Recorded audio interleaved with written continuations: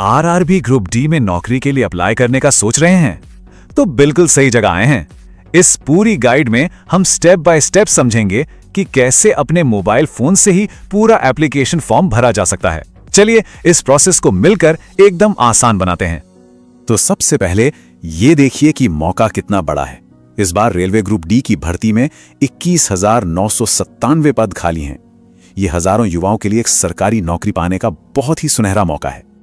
और जानते हैं सबसे बढ़िया बात क्या है? इन नौकरियों के लिए क्वालिफिकेशन सिर्फ 10वीं पास है।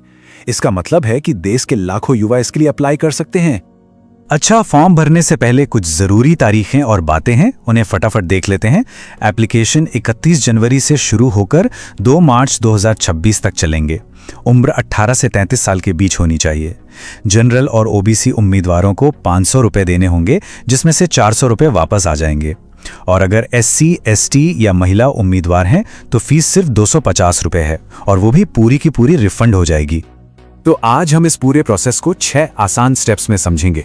पहले जरूरी जानकारी देखेंगे, फिर अकाउंट बनाएंगे, डिटेल्स भरेंगे, लाइव फोटो लेंगे, अपनी पसंद की पोस्ट चुनेंगे और आखिर में पेमेंट करके एप्लीकेशन को पूरा करेंगे।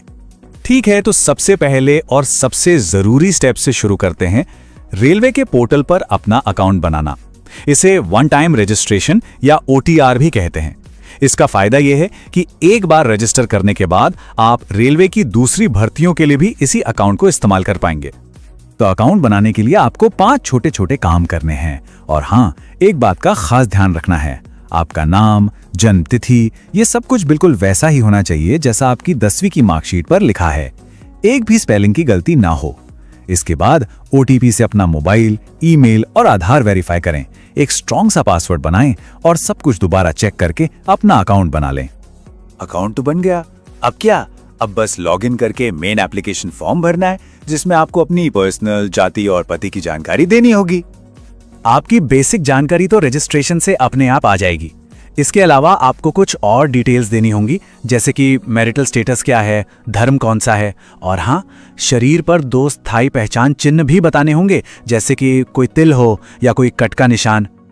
अब एक बहुत ही जरूरी चीज आती है जिस पर खास ध्यान देना है, OBC नॉन क्रीमी लेयर। अगर आपके परिवार की कुल सालाना आय 8 लाख रुपए से कम है तो आप इस कैटेगरी में आते हैं, और इसका फायदा लेने के लिए आपके पास एक वैलिड NCL सर्टिफिकेट होना जरूरी है। तो इसे और आसान बनाते हैं। अगर परिवार की सालाना इनकम 8 लाख से ज्यादा है तो आप क्रीमी लेयर में हैं और आपको कोई सर्टिफिकेट नहीं चाहिए। लेकिन अगर इनकम 8 लाख या उससे कम है तो आप नॉन क्रीमी लेयर में आते हैं, और आपका NCL सर्टिफिकेट 1 अप्रैल 2025 के बाद का बना होना चाहिए। एक और जरूरी कैटेगरी है EBC, यानी इकोनॉमिकली बैकवर्ड क्लास। अगर परिवार की सालाना आय 50,000 रुपए या उससे भी कम है, या आपके पास BPL कार्ड है, तो आप EBC में गिने जाएंगे। इसका सीधा फायदा फीस में छूट के तौर पर मिलता है। अब ये वाला स्टेप बहुत बहुत जरूरी है, तो जरा ध्यान से सुनिए। अपनी एप्लीकेशन फीस वापस पाने के लिए बैंक अकाउंट का नाम, अकाउंट नंबर और IFSC कोड बिल्कुल सही भरें। उसे 2 बार चेक कर लें, क्योंकि एक भी अक्षर या नंबर की गलती हुई तो रिफंड अटक सकता है। अब आते हैं इस फॉर्म के सबसे अनोखे और कह सकते हैं थोड़े ट्रिकी हिस्से पर, लाइव फोटो खींचना और सिग्नेचर अपलोड करना। ये बिल्कुल सही तरीके से होना चाहिए। तो सवाल यह है कि ये लाइव फोटो आखिर खींचने कैसे है? चलिए इसे भी समझ लेते हैं। और यहाँ पर एक बात गांठ बांध लीजिए, आप गैलरी से कोई भी पुरानी फोटो अपलोड नहीं कर सकते। नहीं, बिल्कुल नहीं। फोटो आपको फॉर्म भरते समय ही तुरंत अपने फोन के कैमरे से खींचनी होगी। बहुत आसान है, बस ये 4 स्टेप्स फॉलो करने हैं। सबसे पहले वेबसाइट को कैमरे की परमिशन दें। फिर ये पक्का करें कि आपके पीछे का बैकग्राउंड एकदम सादा और सफेद हो। अपने चेहरे को स्क्रीन पर बने हुए गोले के अंदर ठीक से सेट करें और बस कैप्चर पर क्लिक कर दें। ओके, तो फोटो वाला काम भी हो गया।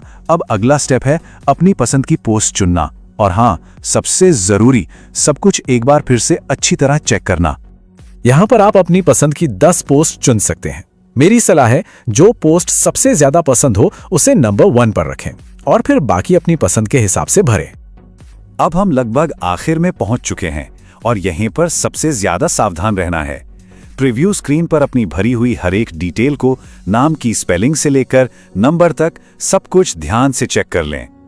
एक बात हमेशा याद रखिएगा, नोटिफिकेशन में साफ साफ लिखा है, एक बार आपने सबमिट बटन दबा दिया तो फिर कोई भी गलती सुधारने का मौका नहीं मिलेगा, बिल्कुल नहीं। इसलिए 100% पक्का होने के बाद ही आगे बढ़ें। चलिए, अब बस आखिरी 2 काम बचे हैं, फॉर्म को फाइनल सबमिट करना और फीस पेमेंट करना। पेमेंट की बात करें तो जैसा हमने पहले भी देखा था, जनरल और ओबीसी के लिए ये 500 रुपए हैं और SC ST या महिला उम्मीदवारों के लिए 250 रुपए। पेमेंट गेटवे पे आपको यही अमाउंट दिखेगा।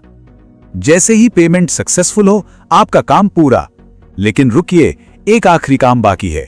जो कंफर्मेशन पेज आएगा उसे डाउनलोड करके अपने पास सुरक्षित रख लें, ये आगे बहुत काम आने वाला है।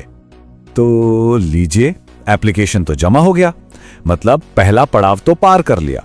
पर अब असली सफर शुरू होता है, तैयारी का। तो अब सवाल यह है कि इस बड़ी चुनौती यानी एग्जाम के लिए आपकी अगली रणनीति क्या होगी।